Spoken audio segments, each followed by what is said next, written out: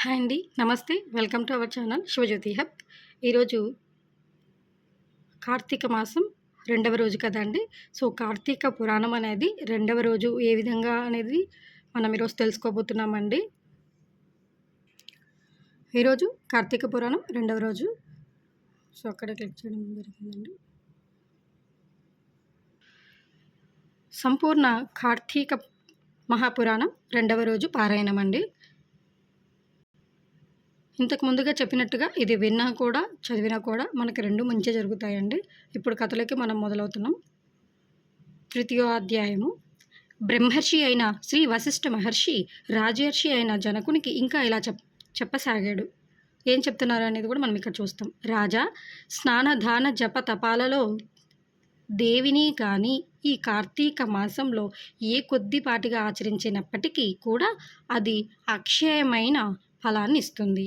ఎవరైతే సుఖాలాలాసులై శరీర కష్టానికి జడిప్సి కార్తీక వ్రతాన్ని ఆచరించరో అటువంటి వాళ్ళు 100 జన్మలు కుక్కలుగా పడతారు.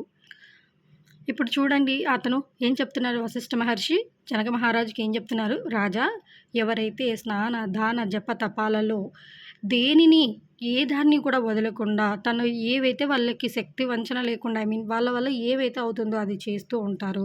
కొంతమంది ఏంటి, అబ్బా ఇప్పుడు ఏం లేద్దాం ఇలాగా అంటే శరీరాన్ని కష్టపెట్టట్లేదు, అబ్బా ఈ టైంలో లేయాలా, ఇలాగ కొన్ని ఉంటాయి కదండి. అలాగా కష్టపెట్టకుండా ఎవరైతే ఉంటారో అటువంటి వాళ్ళు ఈ కార్తీక వ్రతాన్ని ఆచరించరు ఖచ్చితంగా. ఎందుకంటే స్నానం చేయాలి, పొద్దున్నే ఈ జపం చేయాలి, అవి చేయాలి, ఇవి చేయాలి అన్నట్లు వాళ్ళు కార్తీక వ్రతాన్ని ఆచరించరు. సో ఇలా ఎవరైతే చెయ్యరో వాళ్ళు అటువంటి వాళ్ళు ఏంటి 100 జన్మలు కుక్కలుగా పుడతారు అని ఇక్కడ చెప్పడం జరిగిందండి. సో ఇక్కడ కొన్ని శ్లోకాలు అయితే ఇచ్చారు కానీ దాని భావం ఏంటి అంటే, కార్తీక పౌర్ణమి నాడు స్నాన దాన జపోపవాసాలలో ఏ ఒక్కటి కూడా ఆచరించని వాళ్ళు 1,000,000 పర్యాయాలు చండాలపు యోనులలో జన్మించి తుదకు బ్రహ్మ రాక్షసులుగా పరిణమిస్తారు. ఇందుకు ఉదాహరణగా ఒక కథ చెబుతాను విను. సో ఎవరైతే ఈ పౌర్ణమి నాడు, కార్తీక పౌర్ణమి అనేది చాలా ప్రత్యేకమైనది కదండి. సో ఆ రోజు ఎవరైనా కూడా స్నానము, దానము, జపము ఏవి చేయకోకుండా ఉంటారు. అలాంటి వాళ్ళు ఈ ఎన్ని కోటి జన్మలైనా కూడా చండాలపు అంటే మంచి జన్మ అనేది వాళ్ళు పొందలేరు. వాళ్ళు తుదకు అంటే చివరికి బ్రహ్మ రాక్షసుల్లాగా పుడతారు. సో దీనికి ఏంటి ఇప్పుడు మనం ఒకటి చెప్తున్నామంటే దానికి ఖచ్చితంగా ఎగ్జాంపుల్ కావాలి కదండి. సో దానికోసం ఒక కథ చెప్తాను అని వశిష్ఠ మహర్షి జనక మహారాజుతో చెప్తున్నారు. చూడండి ఏం చెప్తున్నారో.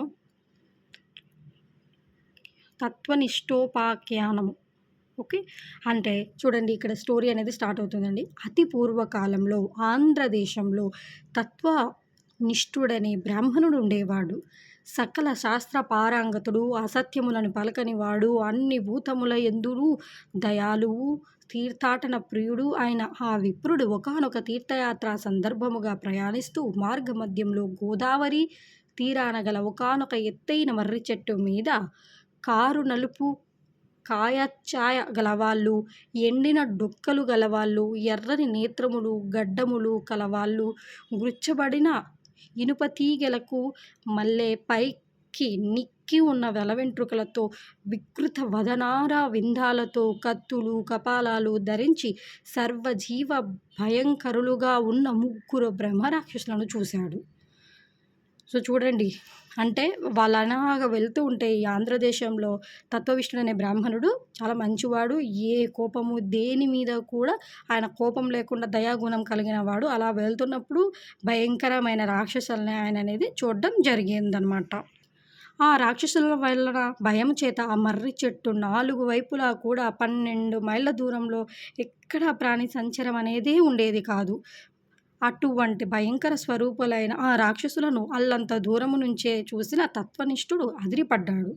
దానితో పాటే ఆ రాక్షసులు కూడా తనను చూడడంతో మరింత భయపడిన వాడై శోకాకుల చిత్తముతో శ్రీహరిని స్మరించసాగాడు.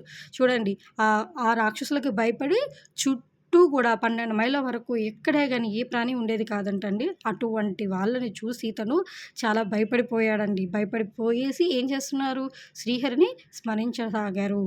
తత్వనిష్ఠుడు శరణాగతి ఏమని శరణం కోరారు, శ్రీహరిని ఏమని శరణు కోరారు అంటే చూడండి, అక్కడ పద్యం అనేది ఉంది కదండి, దానికి భావం మనం చూస్తున్నాం. అంటే ఏమని అంటే చూడండి దాని అర్థం. దేవతలకు లోకాలకు కూడా యజమానివైన వాడా నారాయణ అవ్యయ నన్ను కాపాడు. అన్ని రకాల భయాలను అంతము చేసేవాడా నిన్నే శరణు కోరుతున్నా నన్ను రక్షించు. సో చూడండి ఆయన ఎలా కోరుతున్నాడు. యజమాని అయిన వాడా నారాయణ అవ్యయ ఇవన్నీ ఆయనకి పెట్టిన పేర్లు అనమాట అతను. సో అలాగా ఆ శ్రీహరిని ఇన్ని పేర్లతో వర్ణిస్తూ ఆయన శరణ కోరుతున్నాడు. ఓ జగదీశ్వర, నువ్వు తప్ప ఇంకొక దిక్కు ఎరుగని వాడను, నన్ను కాపాడు రక్షించు అని ఎలుగెత్తి స్మరించుచు రాక్షస భయముతో అక్కడి నుంచి పారిపోసాగాడు. అతనిని పట్టి వధించాలనే తలంపుతో ఆ రాక్షసత్రయము అతని వెనుకనే పరిగెత్తసాగినది. రక్కసుల పారునికి చేరువవుతున్న కొద్దీ సాత్వికమైన విప్ర తేజస్సు కంటపడడం వలన తెరిపి లేకుండా అతనిచే స్మరించబడుతున్న హరినామము చెవులబడుట వలన వెంటనే వారికి జ్ఞానోదయమైనది. అదే తడువుగా ఆ బాపనికి ఎదురుగా చేరుకొని దండ ప్రణామాలాచరించి అతనికి తమ వలన కీడు కలగబోదని నమ్మబలికి, ఓ బ్రాహ్మణుడా, నీ దర్శనముతో మా పాపాలు నశించిపోయాయి అని పునః పునః నమస్కరించారు. అంటే మరలా మరలా నమస్కరించారు. సో ఇలాగా వారి నమ్రతకు కుదుటపడిన హృదయంతో తత్వనిష్ఠుడు, మీరెవరు, చెయ్యరాని పనులు వేనిని చేయడం వలన ఇలా అయిపోయారు, మీ మాటలు వింటుంటే బుద్ధిమంతుల్లా ఉన్నారు, మరి ఈ వికృత రూపాలేంటి, నాకు వివరంగా చెప్పండి, మీ భయాబాధావళి తొలగే దారి చెబుతాను అన్నాడు. అలాగా రాక్షసులు ఏమని జరుగుతుంది ఇక్కడ, ఆ రాక్షసులు ఆయన వెళ్ళిపోతున్నారు, ఆయన వెనకాల వీళ్ళు వెళ్తున్నారు. దగ్గరికి వెళ్ళే కొలది హరిని స్మరిస్తూనే ఉన్నారు ఆయన. సో అలా ఈ స్మరిస్తూ ఉండడం వల్ల ఆయన స్మరణ వీళ్ళ చెవుల్లో పడింది, రాక్షసుల చెవుల్లో. అలా పడ్డంతో వీళ్ళకి ఏమయ్యింది, సో పునః అంటే జ్ఞానోదయం అయ్యేసి వాళ్ళు ఇంతకుముందు జన్మ ఏంటి అనేది మొత్తం వాళ్ళకి జ్ఞానోదయం అయ్యేసి అతని దగ్గరికి వచ్చి, మీ వల్ల మాకు జ్ఞానోదయం జరిగింది, మిమ్మల్ని మేము భయపెట్టము అని చెప్పేసి ఆయన దగ్గరికి వచ్చారు. వచ్చిన వెంటనే ఓకే, మీరు ఎందుకు ఇలాగ అయిపోయారు, ఏంటి మీ వృత్తాంతం ఏంటి అని ఆయన అడగడం జరిగింది. వాళ్ళు చెప్తున్నారండి ఇప్పుడు స్టోరీ. ద్రావణుడి కథ. పారుని పలుకుపై ఆ రాక్షసులలో ఒకడు తన కథని ఇలా వినిపించసాగాడు. వాళ్ళలో ఒకరు చెప్తున్నారు, విప్రోత్తమ, నేను ద్రవిడ దేశమందలి మందరమనే గ్రామాధికారి అయిన నేను కులానికి బ్రాహ్మణుడనే అయిన గుణానికి కుటిలుడిని, వంచనామయ వచః చమత్కారుడిని అయి ఉండేవాడిని. నా కుటుంబ శ్రేయస్సుకై అనేక మంది విప్రుల విత్తాన్ని హరించాను. బంధువులకు గాని బ్రాహ్మణులకు గాని ఏనాడు పట్టడన్నమైనా పెట్టి ఎరుగను. నయవంచనలతో బ్రాహ్మణ ధనాన్ని అపహరించడం చేత నా కుటుంబం నాతో సహా 7 తరాల వాళ్ళు అధోగతుల పాలయ్యారు. మరణాంతరము దుస్సాహమైన నరక యాతనలు అనుభవించి చివరికి ఇలా బ్రహ్మ రాక్షసుడనయ్యాను. కృపాయత్త చిత్తుడవై నాకు ముక్తినిచ్చే యుక్తిని చెప్పు అన్నాడు. సో ఆయన ఇంతకు ముందు జన్మలో అక్కడ వచ్చారు కదండి రాక్షసులు, అతనిలో ఒకడు ద్రావిడు. అతను చెప్తున్నాడు, సో నేను ఒక బ్రాహ్మణుడను, నేను ఎవరికి అన్నం పెట్టకుండా ఏవి చేయకుండా అలా ఉండడం వల్ల నాకు ఎన్నో పాపాలు చేశాను, వేరే వాళ్ళ ధనాన్ని చాలా పాపాలు చేయడం వల్ల నాకు ఇలాంటి ఒక జన్మ అనేది రావడం జరిగింది, నాకు ఎలాగైనా ముక్తిని ప్రసాదించే మార్గాన్ని చెప్పండి అని ఆయన చెప్పారండి. ఇప్పుడు ఆంధ్రదేశీయుని కథ, అందులో ఇంకా ఉన్నారు కదండి రాక్షసులు, వాళ్ళ ఇంకొకరి కథ. రెండవ రాక్షసుని ఇలా విన్నపించుకోసాగాడు. ఓ పవిత్రుడా, నేను ఆంధ్రుడను, నిత్యము నా తల్లిదండ్రులతో కలహించుచు వారిని దూషించుచూ ఉండేవాడిని. నేను నా భార్య పిల్లలతో మోష్టాన్నాన్ని తింటూ తల్లిదండ్రులకు మాత్రం చద్దికూడిని పడవేసేవాడిని. బాంధవ బ్రాహ్మణ కోటికేనాడు ఒక్క పూటైన భోజనము పెట్టక విపరీతముగా ధనార్జన చేసి ఆ కావరముతో బ్రతికేవాడిని. ఆ శరీరము కాలము చేశాక నరకాన పడి ఘోరాతి ఘోరమైన బాధలను భవించి చివరికి ఇక్కడిలా పరిణమించాను. ఆ ద్రావడుని వలనే నాకు విముక్తి కలిగే దారిని బోధించుము అని అన్నాడు. అంటే ఇంకా రెండో అతని స్టోరీ ఏంటి, అతను కూడా ఆంధ్రుడు అయినా కూడా అక్కడ ఏం చేశాడు, వాళ్ళ తల్లిదండ్రులకి ఎటువంటిది ఎప్పుడు వాళ్ళతో గొడవ పడుతూ వాళ్ళని ఎప్పుడు మీరు అలాగా అంటూ వాళ్ళ పిల్లలకి వాళ్ళ భార్యకి మంచి భోజనం పెట్టుకుంటూ వాళ్ళ పేరెంట్స్కి మాత్రం నైట్ది ఉంటుంది కదండి చద్దిది అలాంటివి పెడుతూ ఉండేవాడంట. అలాగ ఒక్కరోజు కూడా ఒక బ్రాహ్మణుడు కూడా ఫుడ్ ఏం పెట్టుకుని ఉండేవాడంట అండి. ఎక్కువ ధనం కోసం అలా చేస్తూ ఉండి ఎక్కువ ధనార్జన అంటే ఎక్కువ ధనం సంపాదిస్తూ ఉన్నాడు, ఎవరిని పట్టించుకోకుండా ఉండడం వల్ల అలాగైపోయాడంట అండి అతను.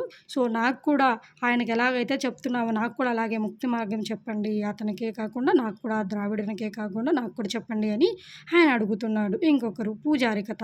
అనంతరం 3వ రాక్షసుడు ముందరకు వచ్చి ఇలా మొరపెట్టడం ఆరంభించాడు. ఓ సదాచార సంపన్నుడా, నేను ఆంధ్రదేశపు బ్రాహ్మణుడను, విశ్వాలయంలో పూజారిగా ఉండేవాడని, కాముకుడను, అహంభావిని, కఠిన వచ్చస్కుడని అయిన నేను భక్తులు స్వామి వారికి అర్పించే కైంకర్యాలన్నిటినీ నా వేషలకు అందచేసి విష్ణు సేవలను సక్రమముగా చేయక గర్వముతో తిరిగేవాడని, తుదకు గుడి దీపాలలో నూనెను కూడా హరించి వేషలకు ధారపోసి వారితో సంభోగ సుఖములను వించుచు పాప పుణ్య విచక్షణారహితుడనై ప్రవర్తించేవాడని, ఆ నా దోషాలకు ప్రతిఫలంగా నరకము చవిచూసి అనంతరము ఈ భూమిపై నానావిధ హీన యోనులలోనూ నానా నీచ జన్మలను ఎత్తి కడగటికి బెట్టిదైన బ్రహ్మ రాక్షసునిగా పరిణమించాను. ఓ సదాయుడా, నన్ను మన్నించి మరలా జన్మించే అవసరం లేకుండా మోక్షాన్ని పొందే మార్గాన్ని ప్రవర్తించవయ్యా అని ప్రార్థించాడు. సో చూడండి వీళ్ళ ముగ్గురు ఇక్కడ ఏంటంటే అతను మనం విష్ణు ఆలయంలో ఎవరైనా కూడా మనకి భక్తులు ఏదో ఒకటి చేస్తుంటారు కదండి, అవన్నీ ఇతనే తీసుకొని అలా చేసేవాళ్ళంట అండి. సో అక్కడున్న వేషలకి వాళ్ళకి వీళ్ళకి ఇస్తూ ఉండడం వల్ల అక్కడ గుడిదీపాల్లో నూనెను కూడా ఆయన తీసుకొని వెళ్తూ ఉండడం వల్ల నాకు ఇలాంటి జన్మ వచ్చింది, నేను చాలా తప్పు చేశాను, దానికే నాకు కూడా ఏమైనా కూడా మంచి మార్గంని బోధించండి అని చెప్తున్నారంటండి ఆయన కూడా అని అడగడం జరిగింది. వీళ్ళందరూ ఇప్పుడు బ్రహ్మరాక్షసులు ఎలా ఉత్తమగతి పొందారు అనేది మనం చూస్తాం. తమ పూర్వ భవకృత మహాఘరాశికి ఎంతగానో పశ్చాత్తాపపడుతున్న ఆ రక్కసులను అభయమిచ్చి భయపడకండి, నాతో కలిసి కార్తీక స్నానానికి రండి, మీ సమస్త దోషాలు నశించిపోతాయి అని చెప్పి వారిని తన వెంట బయలుదేరదీశాడు ఆ బ్రాహ్మణుడు. సో సరే మీరు బాధపడకండి, నాతో కలిసి కార్తీక స్నానానికి రండి, మనం వెళ్దామని చెప్పి వాళ్ళని తీసుకొని రావడం జరిగింది. అందరూ కలిసి కావేరి నదికి చేరారు. అక్కడ తత్వనిష్ఠుడు బ్రహ్మ రాక్షసుల నిమిత్తమై సంకల్పం చేసి తాను స్వయముగా ముందు స్నానం చేసి పిమ్మట రక్కసుల చేత కూడా స్నానం చేయించాడు. అనంతరం అతను స్నానం చేశాడు కావేరి నదికి వెళ్ళి, అలాగే వాళ్ళతో కూడా స్నానం చేయించాడు. ఇక్కడ శ్లోకం అండి, దాని భావం చూద్దాం. అనంతరం ఆయన ఒక సంకల్పంతో అతడు విధాలుగా స్నానం చేసి తత్ఫలాన్ని బ్రహ్మరాక్షసులకు ధారపోయగా వారు విగత దోషులు దివ్య వేషులు అయి తక్షణమే వైకుంఠాన్ని ప్రయాణమయ్యారు. సో ఆయన చేసిన స్నానాలు అవన్నీ కూడా సంకల్పం ఏం చేశారు, ఇవన్నీ నేను చేసినవన్నీ వాళ్ళకు చెందేటట్లు చేశారనమాట. ఆ బ్రాహ్మణులకు ఆ ఫలితాన్ని ఆ బ్రహ్మ రాక్షసులకు ఇవ్వడం, వెంటనే వాళ్ళు మంచి తేజోవంతులుగా వెలిగిపోతూ వాళ్ళు వైకుంఠానికి వెళ్ళడం జరిగింది. విదేహరాజా, అజ్ఞానం వలన కానీ మోహ ప్రలోభాల వలన కానీ ఏ కారణం చేతనైనా కానీ కార్తీక మాస సూర్యోదయ కాలాన కావేరి నదిలో స్నానం ఆచరించి విష్ణువును పూజించిన వాళ్లకు నిస్సందేహముగా 10,000 యజ్ఞాలు చేసిన ఫలితం కలుగుతుంది. అందువలన ఏదో ఒక ఉపాయం చేసైనా సరే కార్తీకంలో కావేరీ స్నానం తప్పకుండా చేయాలి. కావేరీలో సాధ్యము కాకపోతే గోదావరిలోనైనా మరెక్కడైనా సరే ప్రాతః స్నానం మాత్రం చేసి తీరాలి. అలా ఎవరైతే కార్తీక దామోదర ప్రీతిగా ప్రాతః స్నానం చేయరో వాళ్ళు 10 జన్మలు చండాలపు యోనులలో పుట్టి అనంతరం ఊర పందులుగా జన్మిస్తారు సుమా. సో కార్తీక మాసంలో మనకు కుదిరితే కావేరీ స్నానం కానీ లేదంటే ఏదో ఒక నది, గోదావరి కానీ ఏదో ఒక నదిలో స్నానం చేస్తే మంచిదని ఇక్కడ చెప్తున్నారండి. లేదు అన్నట్లయితే ప్రాతకాలంలో స్నానం అనేది చేస్తే మంచిదండి. కాబట్టి ఎటువంటి మీ మాంసంతో నిమిత్తం లేకుండా స్త్రీలు కానీ పురుషులు కానీ కార్తీక మాసంలో తప్పనిసరిగా ప్రాతః స్నానం చేయాలి. మీరు అబ్బాయిలు చేయాలి, అమ్మాయిలు చేయాలి అలా కాదండి, ఎవరైనా కూడా చేయడం జరగాలండి, చేస్తే మంచిది. చతుర్థాధ్యాయం. జనకుడు అడుగుతున్నాడు, ఏమని అడుగుతున్నాడు, హే బ్రహ్మర్షి, నువ్వింతవరకు కార్తీక మహత్యాన్ని అసాధారణ ధోరణిలో చెప్పావు. అయితే ఏ సంకల్పంతో ఈ వ్రతం ఆచరించాలో, ఏ దానాలు చేయాలో కూడా తెలియజేయు. సో ఒక సంకల్పం అనేది ఉండాలి కదండి. సో ఆ సంకల్పం ఏం చేసుకోవాలి మనం, దానికి ఏ దానాలు చేయాలో కూడా తెలియజేయు అని అడిగారు. వశిష్ఠుని చెప్తున్నారండి. వశిష్ఠ ఉవాచ అన్ని పాపాలను మన్ను చేసేది, పుణ్యాలను అగణ్యాలుగా మార్చేది అయిన ఈ కార్తీక వ్రతానికి ఫలానా సంకల్పం అనేది హాస్యాస్పదమైన విషయం. ఈ కార్తీక వ్రతం ఆచరించడం వలన నశించనంతటి పాపం అనేది ఇంకా ఈ ప్రపంచంలోనే పుట్టలు. దీనికంటే ఒక సంకల్పం ఏం అక్కర్లేదండి. సో మీరు కార్తీక వ్రతం ఆచరించడం వల్ల ఏ పాపాలు చేసినా కూడా అన్నీ పోతాయండి. అందువల్ల వ్రత ధర్మాలను తత్ఫలాలను చెబుతాను విను. సరే ఓకే, మీరు అడిగారు అక్కడ అతను కార్తీక మాసంలో పాపం అనేది అన్నీ పోతాయి కదా! అందువల్ల వ్రత ధర్మాలు ధర్మాలేంటి, దానివల్ల ఫలితాలేంటి చెబుతాను విను అని ఆయన చెప్పడం జరిగింది. కార్తీక మాసపు సాయంకాలం శివాలయంలో దీపారాధన చేయడం వలన అనంతమైన ఫలం వస్తుంది. శివాలయ గోపుర ద్వార శిఖరాల యందు గాని, శివలింగ సన్నిధిగా గాని శివలింగ సన్నిధిగా గాని దీపారాధన చేయడం వల్ల అన్ని పాపాలు అంతరించిపోతాయి. ఎవరైతే కార్తీకములో శివాలయంలో ఆవు నేతితో గాని, నువ్వుల నూనెతో గాని, ఇప్ప నారింజ నూనెలతో గాని దీప సమర్పణ చేస్తారో వాళ్ళు ధర్మవేత్తలవుతారు. ఆఖరికి ఆమోదపు దీపాన్నైనా సమర్పించినా వాళ్ళు అత్యంత పుణ్యవంతులవుతారు. కనీసము కాంక్షతో గాని, నలుగురి నడుమ బడాయి కోసం గాని దీపాన్నిచ్చే వాళ్ళు కూడా ప్రియులవుతారు. ఇందుకు ఉదాహరణగా ఒక చిన్న కథ చెబుతాను విను.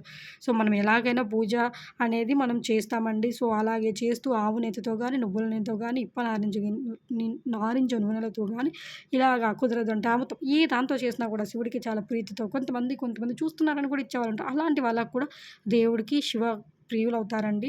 ఒక కథ దాని మీద చెప్తున్నారు. కార్తీక దీపారాధన మహిమ అదేంటో చూద్దామండి. పూర్వం పాంచాల దేశాన్ని పరిపాలించే మహారాజు ఒకడు కుబేరుని మించిన సంపద కూర్చుకొని ఉన్న కుమారులు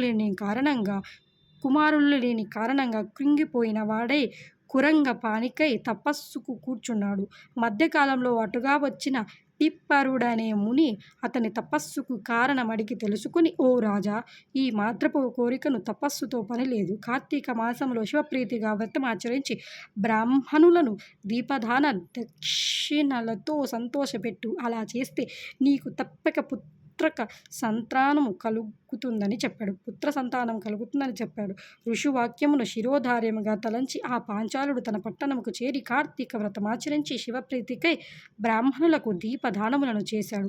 తత్ఫలముగా మహారాణి నెలతప్పి యుక్త కాలములలో పురుష శిశువుని ప్రసవించింది. రాజదంపతులు ఆ శిశువుకు శత్రజిత్తు అని పేరు పెట్టడం జరిగిందండి. ఆ శత్రజిత్తు దిన ప్రవర్తమానుడై పెరిగి యువకుడై, వీరుడై, వేషాంగనాలోలుడై, అప్పటికీ తృప్తి చెందక పరస్త్రీ రక్తుడై, యుక్తాయుక్త విచక్షణ నాస్తికుడై, శాస్త్రాధికారి అయి, వర్ణ సంకర కారకుడై, హితవు చెప్పవచ్చిన వారిని చంపుతానని బెదిరించుచు స్వేచ్ఛాచారి అయి ప్రవర్తించసాగాడు. అటువంటి సందర్భంలో సౌందర్య రాశి సింహ మధ్యమ, అరటి తోనెల వంటి తొడలు గలది, పెద్ద పెద్ద పిరుదులు, కూచాలు కన్నులు కలది, చిలుకవలే చక్కని పలుకులు గలది అయిన ఒక బ్రాహ్మణ పత్ని తారసిల్లింది. శత్రుజిత్తు ఆమె పట్ల మోహితుడయ్యాడు.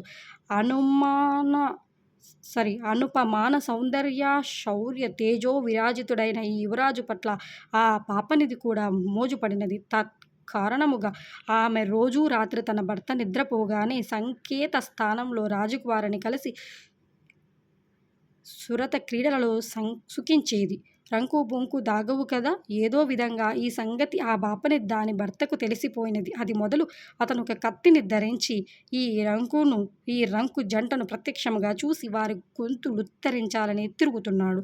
సో, మహా కాముకురాలైన జారిని గాని, ఆ శత్రుజిత్తు గాని ఈ సంగతి ఎరుగరు. సో, వాళ్ళకి ఈ సంగతి తెలియదు. ఆమె గురించి తెలుసుకొని ఆమెను చంపడానికి అనేది వెళ్ళడం జరిగిందండి. వెళ్ళాలని నిశ్చయించుకున్నారు. రోజులు ఇలా గడుస్తూ ఉండగా ఒకానొక కార్తీక పౌర్ణమి సోమవారం నాడు రాత్రి ఆ కాముకులు తమ సురత క్రీడలకై ఒకానొక శివాలయాన్ని సంకేత స్థానముగా ఎంచుకున్నారు. అప్పర రాత్రి వేళ వాళ్ళు అక్కడ కలుసుకున్నారు. గర్భగుడిలో అంతా చీకటిగా ఉంది. ఆ పాపనిది తన చీర చెంగు చింపి వత్తిడి చేసింది. రాజకుమారుడు ఎక్కడి నుంచో ఆముదము తెచ్చాడో. ఇద్దరూ కలిసి అక్కడ ఖాళీ ప్రమిదలో ఆ రెండింటిని జోడించి దీపం పెట్టారు. ఆ దీపం వెలుగులో ఒకరి అందాలొకరు చూసుకుంటూ సంభోగంలో లీనమయ్యారు. ఈ విషయాన్ని ఆ పాపన దాని మొగుడు ఎలాగో తెలుసుకున్నాడు. కత్తి పట్టుకొని వచ్చాడు. ముందుగా శత్రుజిత్తుని, అనంతరం తన భార్యను తెగనరికి తాను కూడా అదే కత్తితో పొడుచుకుని ఆత్మహత్య చేసుకున్నాడు. ఆ విధంగా వాళ్ళ ముగ్గురు ఆ రాత్రి అక్కడికక్కడే విగత జీవుల కాగానే పాశహస్తులైన యమదూతలు పవిత్రాత్మలైన శివదూతలు ఒకేసారి అక్కడకు చేరారు. శివదూతలు రాకుమారుడిని రంకులాడిని తమ విమానంలో కైలాసానికి తీసుకుపోసాగారు. యమదూతలు అమాయకపు బాపడిని తమతో నరకం వైపు లాక్కొని పోసాగారు. అందుకచ్చరుపడిన పారుడు, ఓ శివదూతలారా, కాని పని చేసిన వారికి కైలాసభోగము, నా వంటి సదాచారుడికి నరకయోగమునా అని ప్రశ్నించగా, అందులక ఆ శివదూతలు, మీరెంత పాపాత్ములైనా ఈరోజు కార్తీక పూర్ణిమ సోమవారం కాబట్టి శివాలయంలో అందున శిథిలాలయంలో శివలింగమునకు ఎదురుగా దీపారాధన చేశారు గనుక వారి పాపాలు నేరాలు నశించి పుణ్యాత్ములయ్యారు. ఏ కారణం చేతనైనా సరే కార్తీక మాసంలో అందున పౌర్ణమి నాడు, పైగా సోమవారం నాడు దేవాలయంలో దీపారాధనము చేయడం వలన అత్యధిక పుణ్యాత్ములైన వీళ్ళని పాపకర్ములుగా భావించి చంపిన కారణంగా నువ్వు పుణ్యహీనుడివి, పాపాత్ముడివి అయ్యావు. అందుకే నీకు నరకము, వీరికి కైలాసము అని చెప్పారు. బ్రాహ్మణుడు శివపారిషాదకులు జరిగిన ఈ సంభాషణను విన్న శత్రుజిత్తు తాను కలుగజేసుకుని, అయ్యలారా, దోషములను మేమై ఉండగా మాకు కైవల్యమిచ్చి మమ్మల్ని చంపి పుణ్యాత్ములను చేసిన ఆ అమాయకుడిని నరకానికి పంపడం భావ్యము కాదు. కార్తీక మాసము దొడ్డదైతే, అందున పౌర్ణమి గొప్పదైతే, సోమవారం మరీ ఘనమైనదైతే, దీపారాధన మరీ పుణ్యకరమైనదైతే మాతో పాటే కలిసి మరణించిన ఆ బాపనికి కూడా కైలాసమీయక తప్పదని వాదించడం జరిగింది. తత్ఫలితంగా శత్రుజిత్తు తాను తన ప్రియురాలు ఆచరించిన వత్తి తైలము పుణ్యము తాముంచుకొని ఆ దీపము వెలిగించిన పుణ్యము బ్రాహ్మణులకు దారిపోయేగా విప్రుని కూడా యమదూతల నుండి విడిపించి తమతో కైలాసానికి తీసుకొని పోయారు. కాబట్టి ఓ మిథిలా నగరాధీశ్వర, ఈ కార్తీక మాసంలో తప్పనిసరిగా శివాలయంలో కానీ విష్ణు ఆలయంలో కానీ దీపారాధన చేసి తీరాలి. నెల పొడుగునా చేసిన వాళ్ళు జ్ఞానులై తద్వారా మోక్షాన్ని పొందగలుగుతారు. అందున శివాలయంలో చేసిన దీపారాధన నిరంతరం మోక్షప్రదాయనిగా గుర్తించు. నా మాట విని కార్తీక మాసం నెల పొడుగునా నువ్వు శివాలయంలో దీపారాధన చెయ్యి. ఏవం శ్రీ స్కంద పురాణాంతర్గత కార్తీక మహత్యమందు చతుర్థాధ్యాయ సమాప్త. 2వ రోజు పారాయణం సమాప్తం. మీకు మన ఛానల్ నచ్చినట్లయితే లైక్ అండ్ సబ్స్క్రైబ్ చేసుకోండి. Thank you.